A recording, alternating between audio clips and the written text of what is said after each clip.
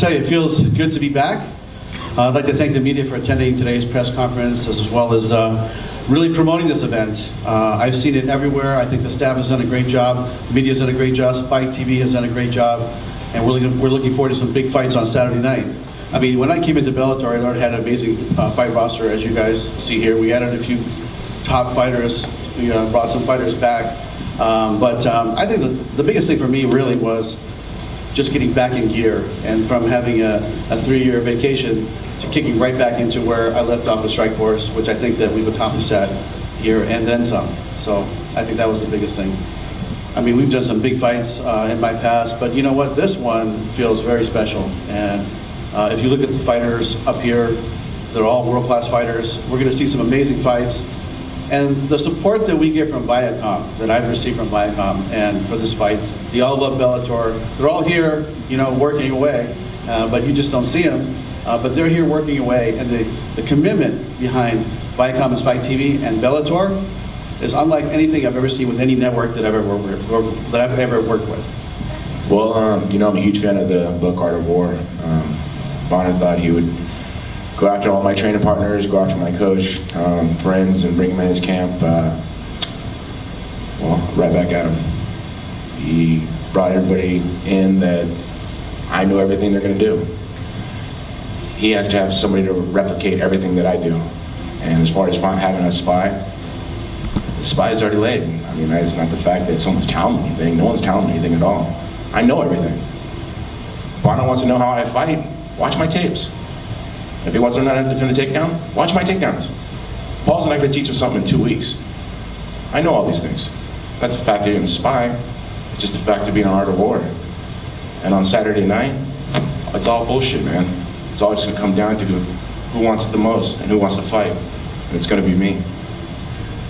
So as far as the spy goes, the answer to me sounded like he was just talking out of his ass, which is actually located on his shoulders. It seems like every time he opens his mouth, crap comes out. So once again, a bullshit lie. I mean, I can't believe people I think we're actually friends and we sit and scripted this. No, I can't stand the guy.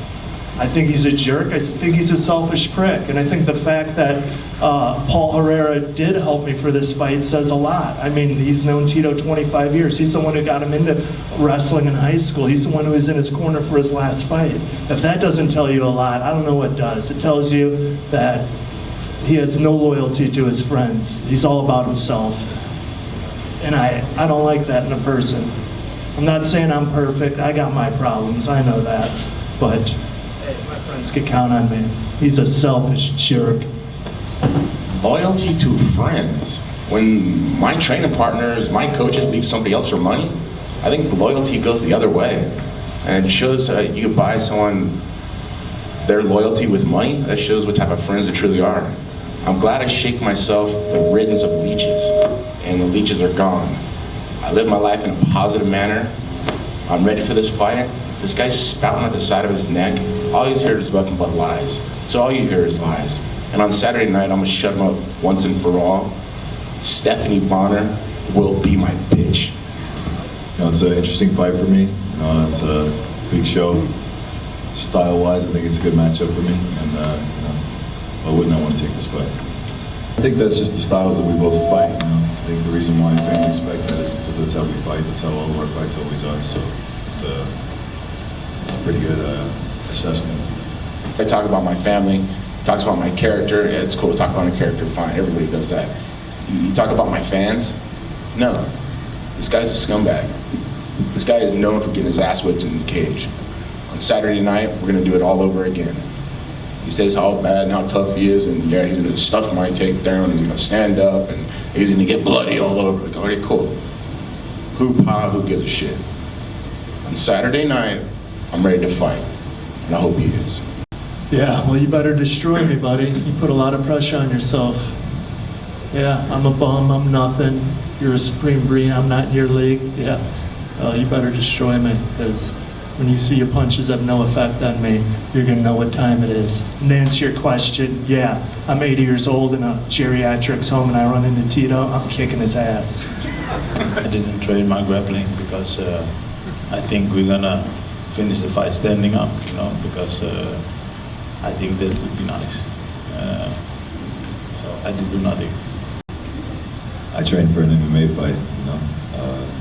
Made for Bellator, it's the big leagues of MMA. I'm here to fight MMA. You know, I train extensively on the ground, on my wrestling, my jiu-jitsu. You know, Melvin's dangerous on the feet. I'm dangerous on the feet. Doesn't sound like he's going to be that dangerous on the ground. You be the judge. What would you do? A win in Bellator on a big show will taste just as good as anything. I believe my contract, I get the same amount of pay for a stoppage, whether it's a takedown, or a submission, or a knockout. So it's all going to taste the same. I'll go first. I'm just excited to compete again. You know, Will Brooks came out great in the last fight, fought hard, fought a great fight. I didn't. I'm not happy with my performance, and having a performance like that, it does nothing but fuel the fire. It does nothing but make you want to become a better man, better fighter. So I truly believe I'm the best fighter I've ever been. Same coaches, same training partners. I switched up my strength and conditioning a little bit. So with that, I'm a lot more explosive, a lot faster, a lot stronger. So it's just another opportunity to compete. Will's a great opponent, and Saturday night's going to be a good fight. So I hope everybody tunes in. I spaced out for a second, so I didn't really hear the question. I love you too, Will. Sorry, I'm sorry, man. Low calories right now, man. Since the last fight, when I've talked to you since the last fight, your confidence is sky high. You believe you're better than you ever were. What's changed between that last fight to make this performance more spectacular to you?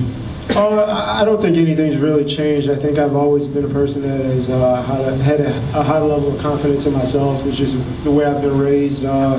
I think my coaching staff and my training partners at the gym do a great job in making sure that I'm 100% ready for every fight and always have a high level of confidence in myself. So I don't think anything has changed. I think I feel a lot more comfortable with my position in the cage, and I feel very good about the process I've taken to evolve as a fighter. So that's been a big help to also, I guess, kind of getting comfortable with myself and getting comfortable in my own skin as a fighter has helped a lot, and as a person, you know.